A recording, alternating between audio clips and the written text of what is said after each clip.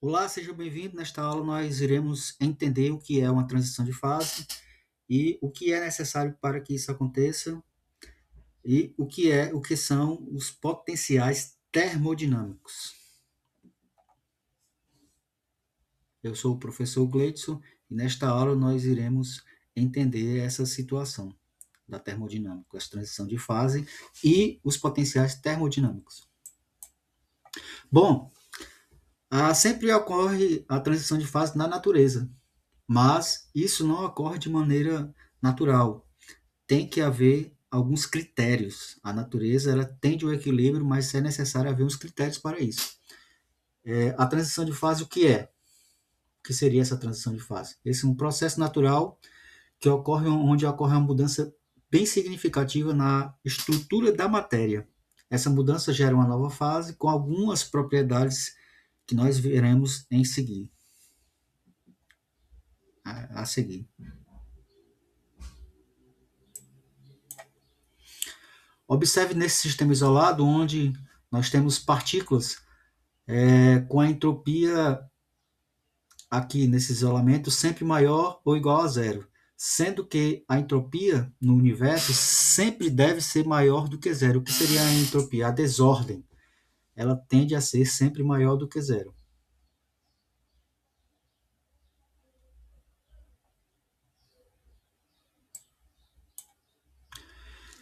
Quais são os critérios necessários para que ocorra uma transição de fase? Numa transição de fase tem que haver as interações moleculares e o sistema tende a entrar em equilíbrio. Mas o principal fator necessário para que isso ocorra é a minimização da energia livre de Gibbs e dentro de um sistema com temperatura e pressão constantes. A fase onde há o menor índice da energia livre de Gibbs é onde vai haver a transição de fase. Nessa situação da transição de fase, os potenciais químicos são iguais. Há uma relação dentro da transição de fase, há uma relação entre os potenciais de Gibbs e a entropia, a temperatura e a entropia. A temperatura, ela favorece a entropia, aumenta a desordem, e a entropia, ela favorece as ligações. Bom, aqui é um exemplo de uma transição de fase simples, onde nós temos um material sólido, através da fusão, ele tende a ir para o líquido, no estado líquido, e em seguida ele vai, através da vaporização, se transforma em gás. No sentido do sólido para o gasoso, nós temos a sublimação e a transformação do gás para o estado sólido, nós temos a ressublimação. Nessa transição de fase, é uma alteração abrupta nas propriedades intensivas e na simetria estrutural, quando o material cruza as fronteiras termodinâmicas que nós iremos ver mais adiante nos gráficos.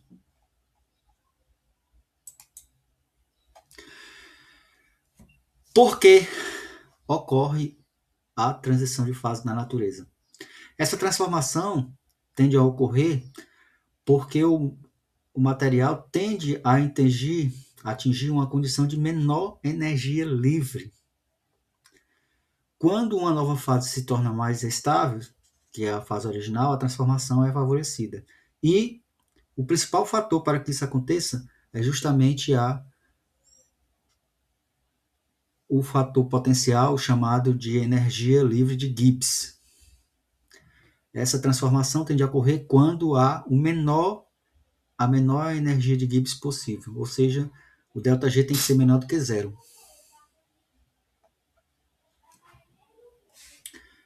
O sistema vai se transformando para reduzir a sua energia até alcançar a maior estabilidade possível.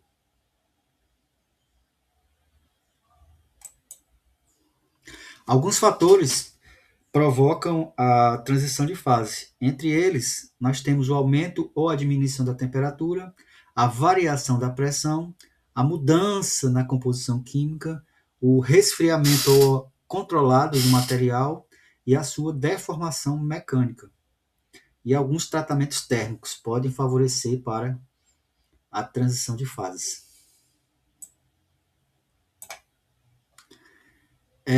Mudanças causadas. O que acontece quando há uma nova formação, uma transformação de uma nova fase? A formação das novas fases ocorre de uma maneira que acontece uma mudança na estrutura cristalina, os cristais do material se alteram, alteração na composição química do material, a modificação do tamanho, os formatos do grão e a formação de alguns precipitados. Essa mudança na distribuição de fases. Há alguma alteração mecânica, térmicas, elétricas e químicas.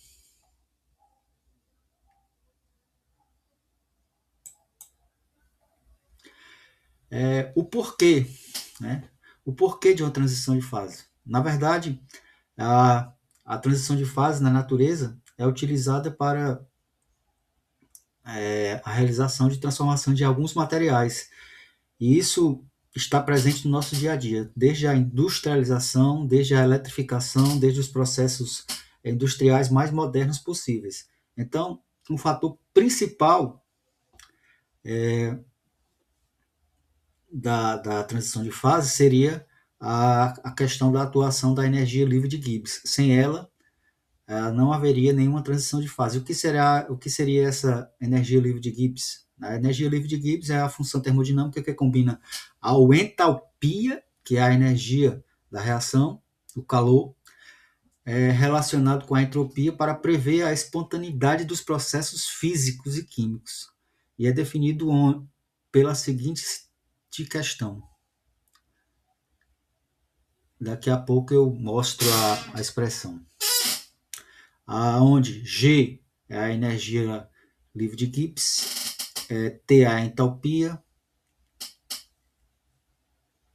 H é a entropia do sistema, T é a temperatura, S é a entropia, onde é a desordem. Pronto. Os fundamentos, no livro do Kahlen, nos Fundamentos Termodinâmicos, em sua obra, ele afirma o seguinte: a partir dos postulados termodinâmicos máximo de entropia, o ponto central da formulação e o uso da transformada de Legendre para as potenciais termodinâmicos. A partir da energia interna, a energia interna é a relação fundamental para toda a informação termodinâmica. A partir dela, nós chegaremos em todos os potenciais termodinâmicos utilizando a questão das transformadas de Legendre, onde U depende da entropia, V volume e N número de mols. U é a energia interna, S a entropia e V o volume. Tudo está na sua dependência. A partir da troca desses potenciais, nós podemos chegar a todos os outros potenciais termodinâmicos. Pronto, a partir daqui. Essa é a energia interna, na dependência de entropia, volume e número de mols, e a partir das aplicações da transformada de Legendre e as trocas das variáveis extensivas, entropia e volume por intensiva, temperatura e pressão, podemos gerar todos os potenciais termodinâmicos. E também podemos utilizar o quadrado termodinâmico das relações de Maxwell para entender e chegar em todas as relações termodinâmicas. A derivada de U é a temperatura vezes a entropia menos a pressão e o volume, diferencial do volume, mais μdn.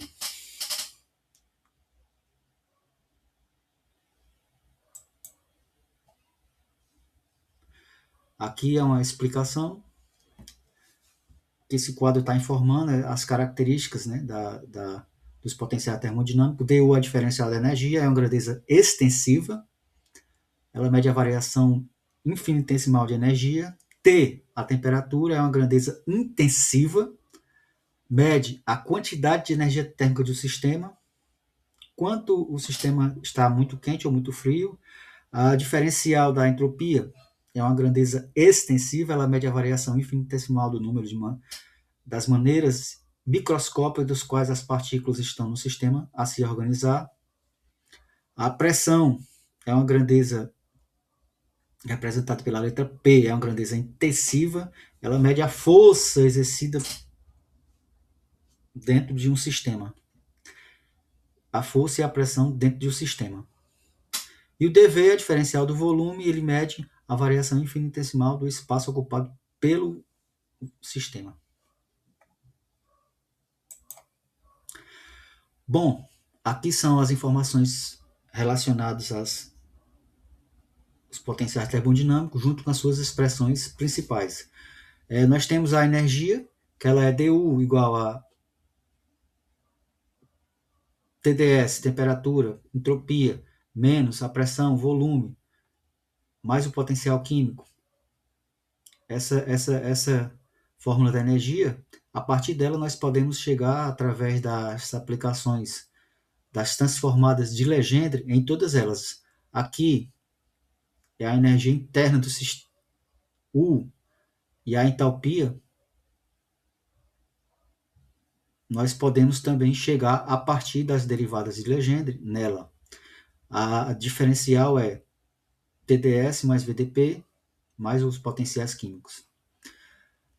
A energia de Helmholtz, chamada de F ou A, é a energia menos a temperatura e a entropia. O diferencial dela é menos SDT mais menos PDV. Tudo isso sai daquele quadrado termodinâmico, daquele quadrado das relações de Maxwell. E a principal aqui, para ocorrer a transição de fase, é justamente a energia livre de Gibbs. A energia total para se realizar um trabalho. É a combinação da entropia com a energia térmica para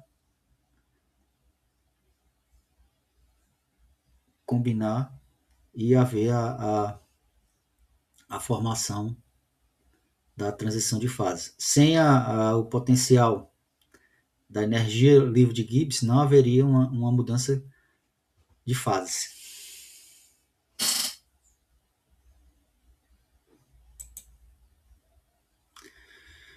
Alguns critérios matemáticos, algumas condições matemáticas para que aconteça e ocorra os fenômenos da transição de fase. A derivada segunda do potencial, quando ela for maior do que zero, a curva no gráfico, nós vamos ver esse gráfico daqui a pouco, será voltada para cima, a mistura está estável, onde há pequenas flutuações e aumentam o potencial de Gibbs e a mistura permanece homogênea.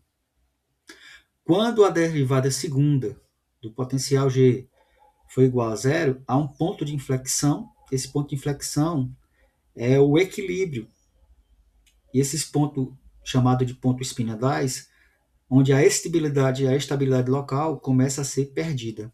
A partir do momento em que a derivada segunda do potencial se torna menor do que zero, aonde vai baixando a energia de Gibbs, o potencial de Gibbs, a curva côncava voltada para baixo, a mistura instável.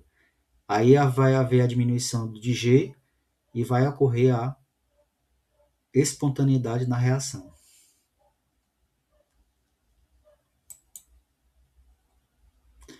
Bom,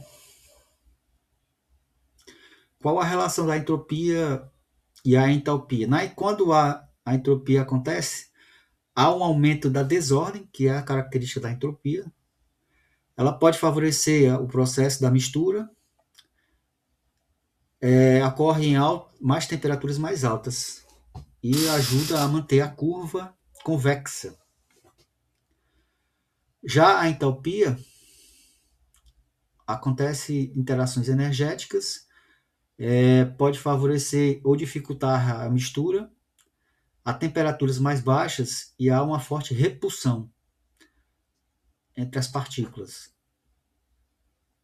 Pode criar uma córcova na curva. Bom, Esse quadro resume praticamente tudo a questão dos potenciais termodinâmicos, onde nós temos a energia interna na dependência de entropia, volume e número de mols, onde dU, seu diferencial, depende da temperatura, depende da entropia, depende da pressão, depende do volume, mas o potencial químico. Quando realizamos as transformadas de Legendre, porque no laboratório nós não conseguimos medir a entropia, nós podemos medir só a temperatura e pressão, aí nós chegamos em outros potenciais justamente para poder fazer o controle dos experimentos. Aparece a entalpia, onde essas variáveis, P é trocado por V, e significa que a diferencial da entalpia é a temperatura, a entropia, mais o volume, diferencial da pressão, mais os potenciais químicos. Já a energia livre de Helmholtz, nós temos na dependência de temperatura, volume e número de mols. A sua diferencial é menos a entropia, temperatura, menos o trabalho, pressão e mais o potencial químico.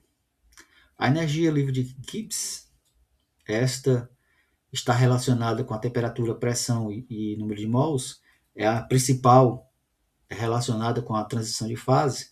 Ela depende da entropia, menos a entropia, a temperatura, volume, diferencial de pressão e o potencial químico.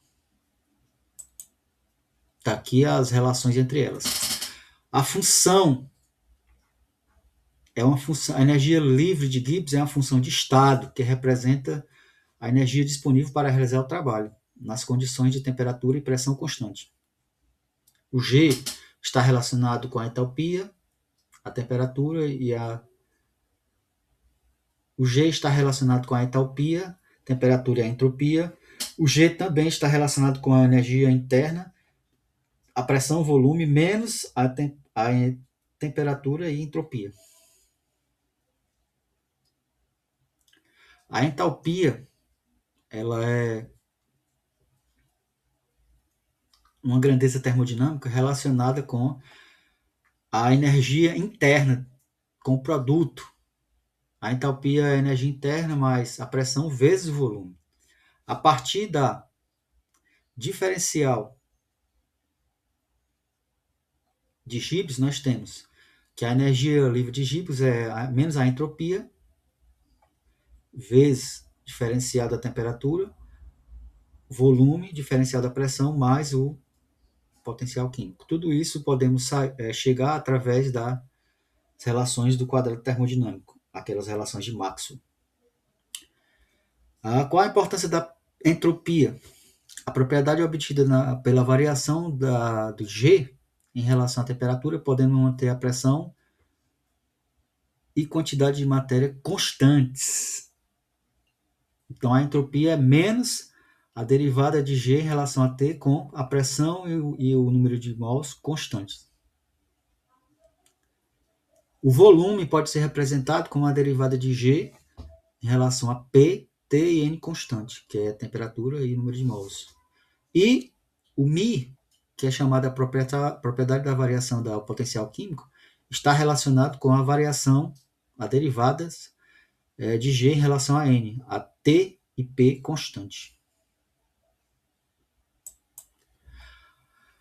Bom, aqui é um exemplo clássico de uma transição de fase. Observem aqui, nesses dois pontos, líquido e gás, quando se aumenta o volume, os potenciais químicos são iguais. Se fossem esses potenciais químicos diferentes, eles tenderiam a equilíbrio. Aqui é uma transição de fase, aqui nesses pontos A, B e C, é a coexistência, onde eles coexistem nas três fases, nas duas fases, líquida e gasosa. Aqui é o ponto crítico, à medida que a temperatura aumenta.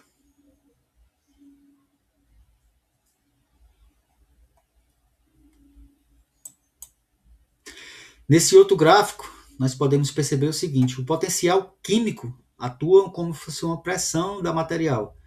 Assim, o calor flui,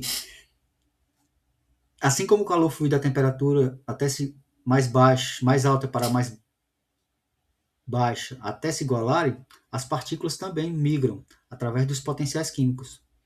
Os potenciais químicos em equilíbrio tendem a manter o equilíbrio quando estão em fase. Quando há uma transição de fase. Aqui é duas fases, A e B.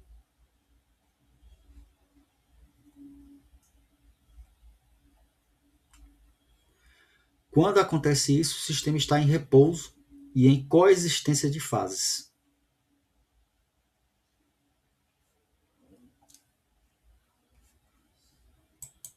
Uma situação bem intrigante, que é essa, onde a temperatura é menor do que a temperatura crítica. Observe que com o aumento da pressão, o volume tende aumentando, mas isso não pode acontecer. Nessa região vermelha aqui, ó, nós temos a relação da pressão e do volume maior do que zero. Isso significa que o volume aumenta e a pressão também, mas isso é uma violação da estabilidade. Então, isso tende a ser atuado pela intervenção termodinâmica, justamente uma transição de fase. Não pode acontecer isso aqui.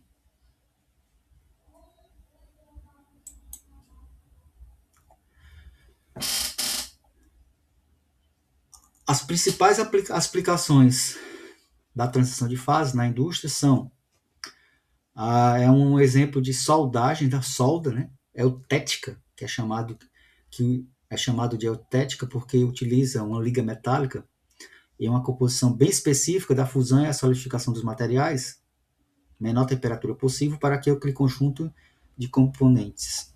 Isso minimiza a energia e o sistema busca atingir esse absoluto valor mínimo da energia de livre na nova transição de fase, para que a temperatura garanta a estabilidade e a união dos materiais, aquela união da liga metálica. Isso é usado em soldas e nos componentes eletrônicos de modo geral. E um segundo exemplo bem comum na transição de fase é a produção de processos industriais, na questão da chamada dos ácidos ferro-carbono. Né? Sem esses processos e o conhecimento da transição de fase, não poderia haver a produção e o entendimento aqui da combinação ferro-carbono. A termodinâmica desse sistema ferro-carbono ocorre da seguinte maneira: há uma transição de fase que determina as propriedades mecânicas do aço. Em controle de temperatura, a microestrutura do material tende a ter esse controle. Através disso, acontece o entendimento da dureza do material, da sua resistência, e dependendo das fases apresentadas, consegue-se deixar o material mais duro. O sistema ferro-carbono é a base, né, para todo o processo de produção de aço. Sem ele, seria difícil as construções civis, a produção de carros e todos os materiais que dependem de ferro e carbono, produção de grandes navios e por aí vai. Bom,